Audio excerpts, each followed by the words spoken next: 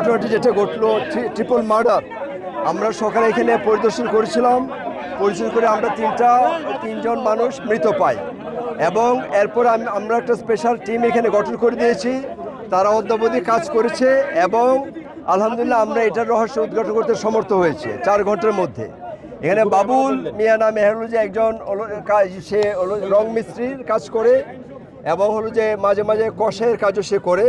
আমরা জানতে পেরেছি যে ওই বাসায় যে 3 জন নিহত হয়েছে তার মধ্যে হলো যে ওই বাসা ভদ্রলোক আব্দুল সত্তার, তার হলো স্ত্রী সুরাইয়া এবং তাদের কাজের মেয়ে তাহমিনা, এই 3 জন হলো ওখানে হলে 3 জন হলো মার্ডার হয়েছে।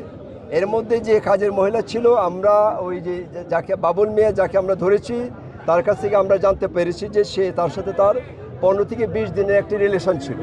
এই রিলেশন তার ছিল এবং আজকে সকালে 9টা 25 থেকে 35-এর মধ্যে সে ওই বাড়িতে যায়, বাবুল মিয়া ওই বাড়িতে যায়। যাওয়ার পরে সে কাজের মেয়েটা দরজা খুলে দেয় এবং তার হয়তো কোনো হলো যে তাদের একটা হলো যে আগে থেকে কোনো অভিসম্মতি ছিল এবং তারা একটা ফিজিক্যাল রিলেশনশিপের একটা তাদের একটা অভিপ্রায় ছিল। সেই মানে কাজ করতে গিয়ে তার কাজের মহিলার সাথে তার কথা কাটাকাটি হয়। কথা কাটাকাটি হওয়ার এক পর্যায়ে সে হলো যেহেতু তার কসাই, তার কাছে একটা ছুরিও ছিল। এই ছুরি দিয়ে সে তাকে আঘাত করে।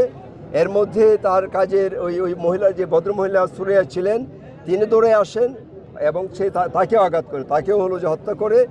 এবং এই যে চিৎকার শুনে যে ভদ্রলোক ছিলেন যেটা আব্দুল সত্তার, উনি হলো যে দৌড়ে আসে, পরে তার সাথে ধস্তাধস্তি এবং সে হলো তাকেও সে হলো যে হত্যা করে।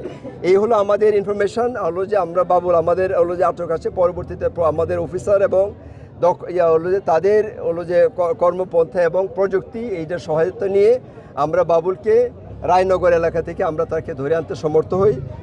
তার সাথে যে তাকে আমরা প্রাথমিক জিজ্ঞাসাবাদ করার পরে সে ঘটনার সত্যতা স্বীকার করে এবং তার হলো যে তথ্য মতে যে ছুরি দিয়ে সে তাদেরকে খুন করেছে, এই ছুরিটা হলো যে এখানে হলো যে সে প্রাথমিকভাবে সে বলেছে যে এই হলো দেয়াল ঘেরা এই প্লটে সে ফেলেছে। আমরা এখন এটা সার্চ করছি এবং পরবর্তীতে এইটার ফাইন্ডিংসের পরে আমরা বিস্তারিত আপনাদের সাথে বসে আবার আমাদের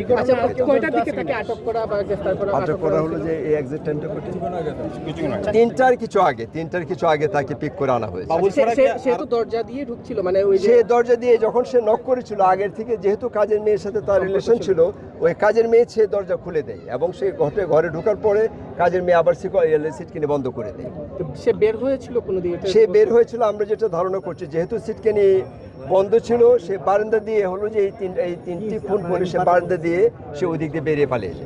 ঘরে তো অনেক কিছু আসবাব আপনার বলছেন আলমারি ড্রয়ার এগুলো খোলা ছিল, সেখান থেকে কিছু নিয়েছিল কিনা এটা আমরা আমরা তো প্রাইমারিলি এখন বোঝা যাচ্ছে যে সেটা একটা প্রেমের বিষয় এবং হলো যে এইটার ওই অন্যান্য যে বিষয়গুলি আছে এটা পরবর্তীতে আমরা ফার্দার তাকে যখন ইন্টারোগেশন করব এটা পরে আসবে। আমি পরে এই বিষয়গুলো না, এখন পর্যন্ত আমাদের প্রাইমারি যে তার জিজ্ঞাসাবাদ এতে সে নিজেই এই ঘটনাটা ঘটিয়েছে এবং ঘটনাটা ঘটেছে যে প্রেমের রিলেশনশিপ থেকে পরে সে অন্যদিকে গিয়েছে।